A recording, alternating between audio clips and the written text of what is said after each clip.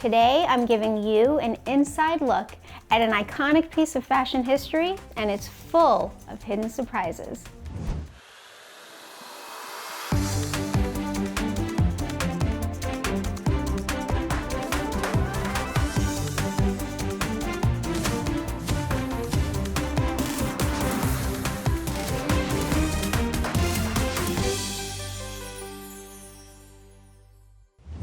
I'm Sara Gore and welcome to Open House NYC, everyone. We've got some great and surprising homes to show you this week, and I am bringing it all to you from this penthouse on the Upper West Side. Here, it's the light that draws you in with these huge picture windows in the wide open great room.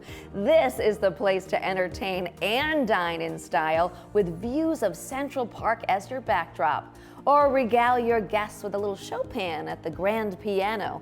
Or in my case, chopsticks. And listen to your parents, kids. Don't stop taking those lessons like I did, because when you get older, you're gonna appreciate that you can play in a place like this. And when the weather turns lovely, take the party outside on this huge private landscaped roof terrace. You might need to change your number with an outdoor space like this, because everyone is gonna be hitting you up. And the eating kitchen, always a favorite, has plenty of space for a delicious mess. There's 5 bedrooms in all, including a private primary suite with its own curved Juliet balcony. We are getting started in New York's Gramercy Park neighborhood at the Gothic Revival townhouse, once owned by fashion designer Oleg Cassini. See how stager Cheryl Eisen and her team brought in a subtle modern elegance that complements the timeless detail all across this over 6,700 square foot home. Enjoy. Hi, I'm Cheryl Eisen of Interior Marketing Group. Today, I'm giving you an inside look at an iconic piece of fashion history, and it's full of hidden surprises. Welcome to this incredible neo-Gothic Gramercy Park townhome. This home was once owned by the late great fashion designer Oleg Cassini, Jackie O's favorite. Currently on the market for the first time in 50 years, this home has a rich history spanning from Europe to Old New York to where we stand today. We wanted to infuse a contemporary vibe to complement, not clash, with this home's rich, original architecture. We wanted it to be a journey where history meets fashion and design, and that journey begins here in the foyer. We went with curved pieces like this circular mirror and this leather-wrapped IMG console. And this round entry table juxtaposes beautifully with the linear wall detail and the Flemish patterned stone floor that leads into the great room. This great room is the show-stopping centerpiece of the home. The room features these soaring barrel-vaulted ceilings with the most intricate filigree plasterwork.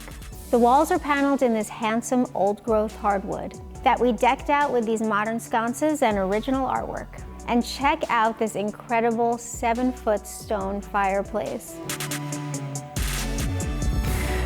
We placed this large cream silk area rug and flanked these uniquely shaped gray sofas on either end. And you can't miss this stunning stained glass wall, which leads to a Crystal Palace-style garden with a working fountain. Just imagine your morning coffee out there, and for happy hour, there's even a secret wine cellar. This is a room for the biggest of parties and the quietest of evenings.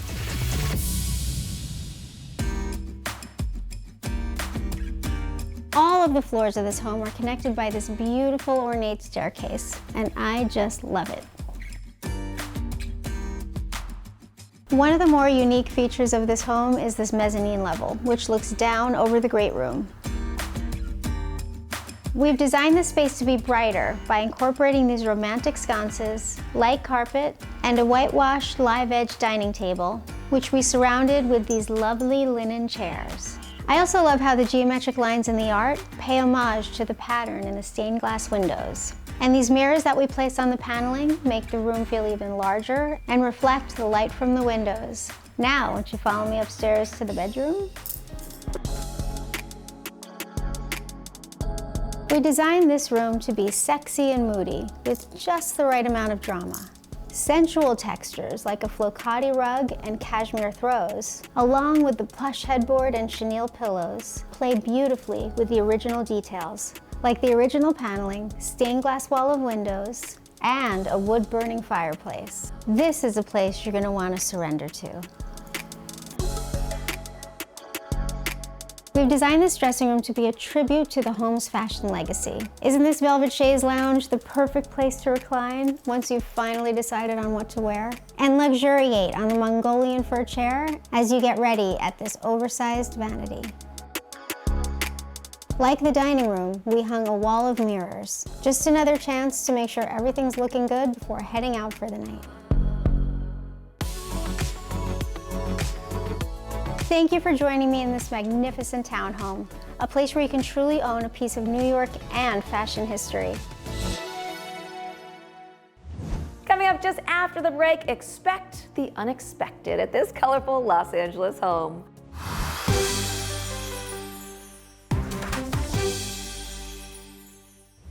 Welcome back, everyone. Now we're with interior designer Victoria Hawley at a recently completed project in Studio City, California. Victoria was tasked with bringing a customized look to the spaces that captured her client's personality. The result is a bright, colorful, and pattern-rich home that defies expectations. Take a look. Hi, my name is Victoria Hawley, owner and designer of Victoria Hawley Interiors. Welcome to one of my latest projects, which is a fusion of grand millennial meets postmodern design. In this home, you're going to see the reinvention of a builder-grade home turned into a personal millennial paradise. Let's go check it out.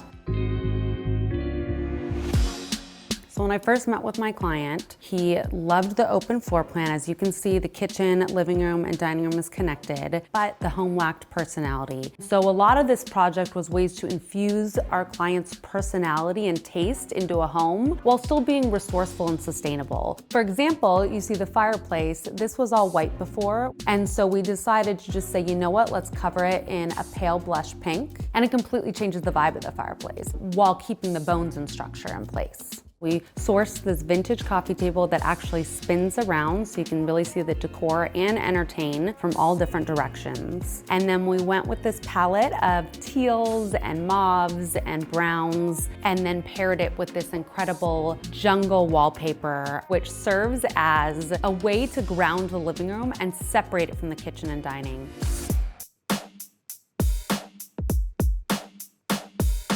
This kitchen was a challenge, which I always appreciate a good challenge. But again, my client wanted a kitchen that looked a little bit more custom and tailored. So what we did was repainted the kitchen in this rich, wonderful green with like an undertone of blue. And then one of my favorite things that we did was we added some artwork touches on the backsplash, which is something you're seeing a little bit more of nowadays, is adding artwork in unexpected places and mounting it onto tile. Another one of my favorite touches in this kitchen are these taco lights. They're fun, they're unexpected. You have these subtle curves to the hardware and this old school shape to the knobs. And then we tied that in with the black metal and wiring here, but then chose an unexpected glass shape. Our client really wanted an open concept space that was great for entertaining. And so we really were able to achieve that both in the floor plan, but also the use of accent lighting. The kitchen lights feel a little bit more playful and postmodern, and this is more of a nod to 1920s and a little bit more grand millennial style. And so we wanted to make sure that they were two very different styles so they weren't just competing with each other.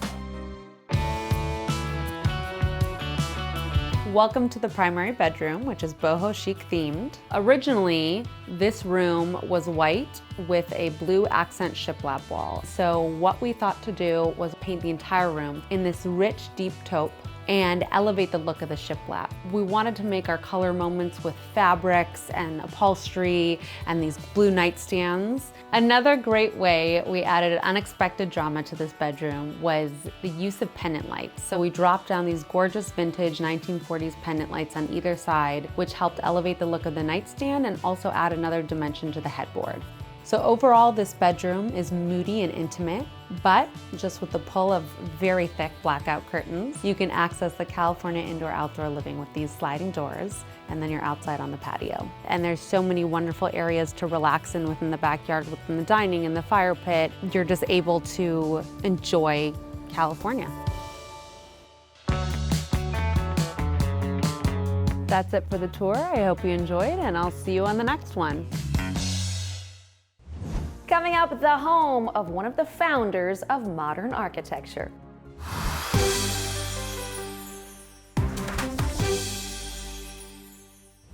Welcome back, everyone. From open house to Bauhaus. Walter Gropius, founder of the Bauhaus, stands as a towering figure in modern architecture. His influence can be seen in virtually every place we've ever featured, from the furnishings to even the doorknobs. Now we explore the perfectly preserved family home he designed in Lincoln, Massachusetts during his tenure at Harvard. Join us as we step inside a living piece of architectural history.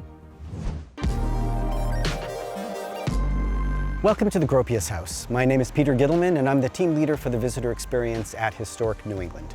This house was built by Walter Gropius for his family, his wife Isa and 12-year-old daughter Adi. And before that, Walter Gropius founded the Bauhaus, which was a school in Germany that really changed the way that design was seen around the world. The Bauhaus literally meant the house of building. So by taking Bauhaus aesthetic and applying it to the New England landscape, he created something that he never would have created in Germany and had never been seen before here in New England.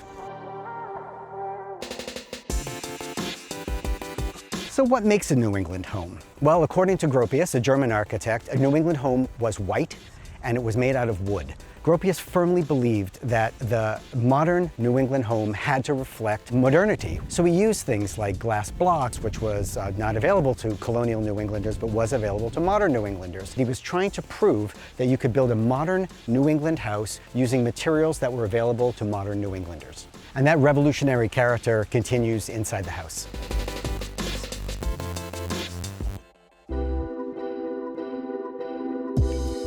Right when you walk into the hallway, you find that this is, in fact, a New England traditional hallway with a staircase and a door at the front and a door at the back. But what Gropius did that's so unusual is that he used new materials like chrome balusters and old materials like clapboards on the inside of the house instead of where you traditionally find them on the outside of the house. Another way that Gropius was able to soften this space was to add fixtures like these sconces that you see on the wall. And they created beautiful uplighting and also were able to cast shadows on these vertical clapboards.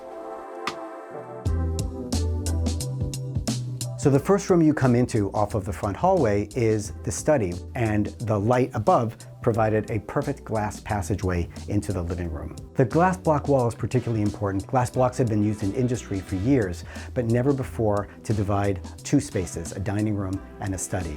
And the beauty of it is that it gives light from both sides. The desk is one of the most important pieces of furniture in the house. What Gropius had asked for is a space equal for himself and for his wife. Gropius was in partnership with his wife. He didn't expect her to be a homemaker. He expected her to be part of the modern movement and Bauhaus spirit. So in the living room, you notice that all of these large windows are facing privacy. The windows in this house were much larger than anybody had ever seen before in New England, but they were all commercially available.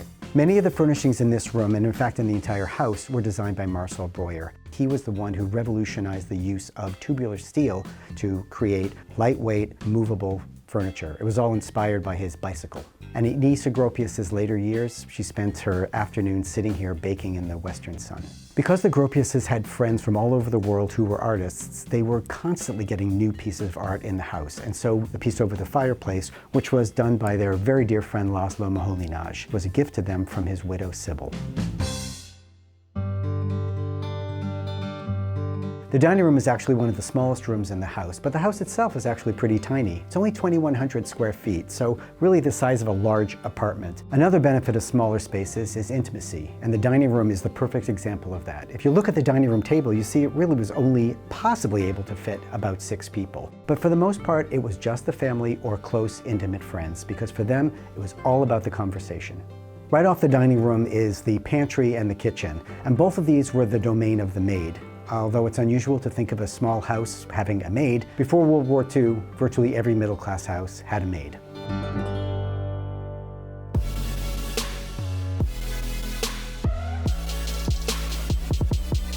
There are 3 bedrooms on the second floor of the house. The one we're in right now is the one that was originally lived in by their 12-year-old daughter, Adi. When she arrived here, she was given a choice of which desk she'd like to have, and she chose this one, which is a desk that Gropius, her father, had designed and built for his original office at the Weimar Bauhaus. So although there's great pieces of art in this room and there's interesting pieces of furniture, what makes this room really special is the access to the porch, which the spiral staircase from the outside on the front comes right up to. The idea is that Gropius felt that he wanted his daughter to have some independence, so they gave her own private entrance.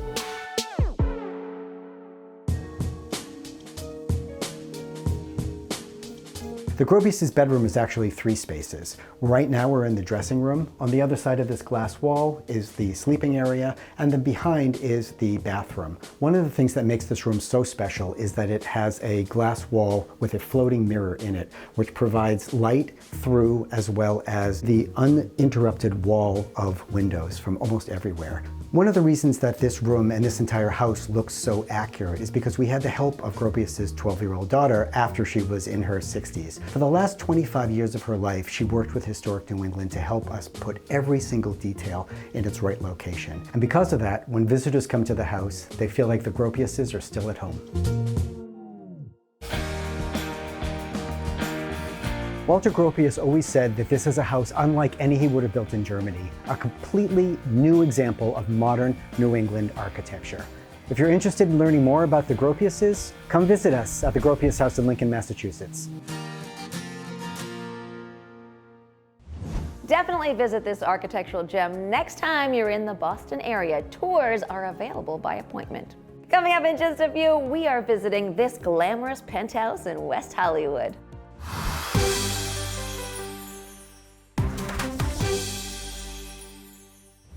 Welcome back, everyone. Now we join interior designer Anna Roseman in her client's West Hollywood penthouse. With a skillful mix of materials, textures, and tones, she seamlessly blends Hollywood glamour with California cool.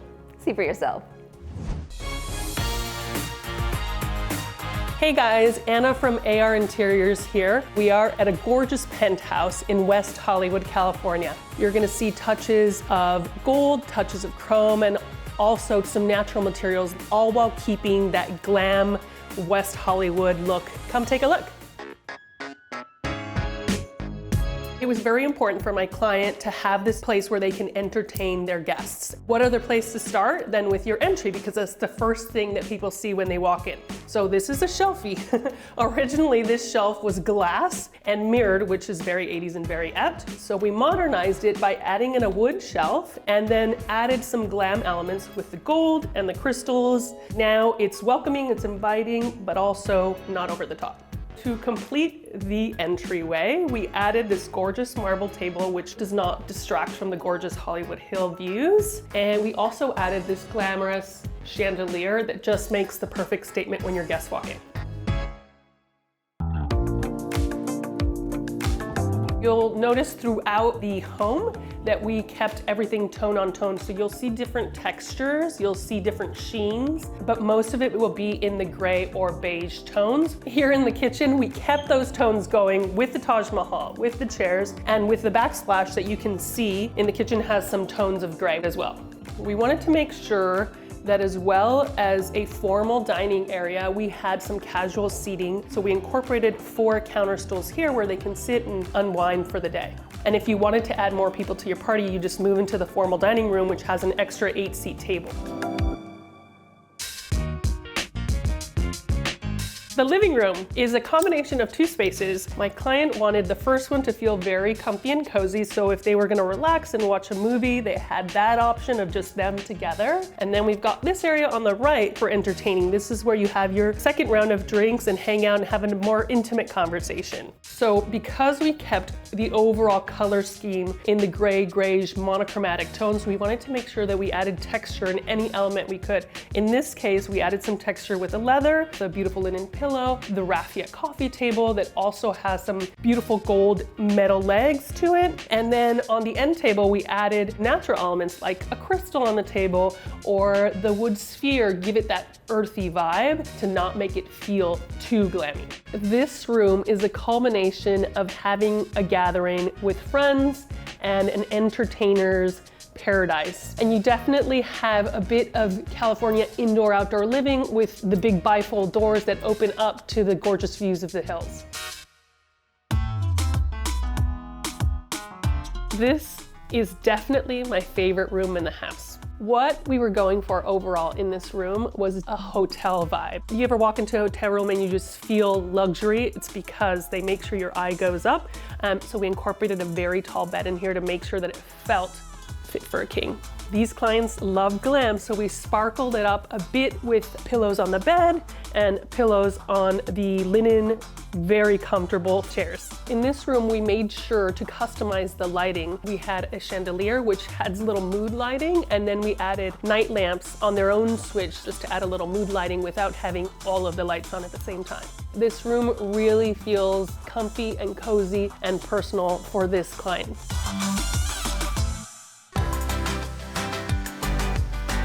Hey guys, that's it for this tour. I hope you enjoyed all the glitz and glamour, and we'll see you on the next one.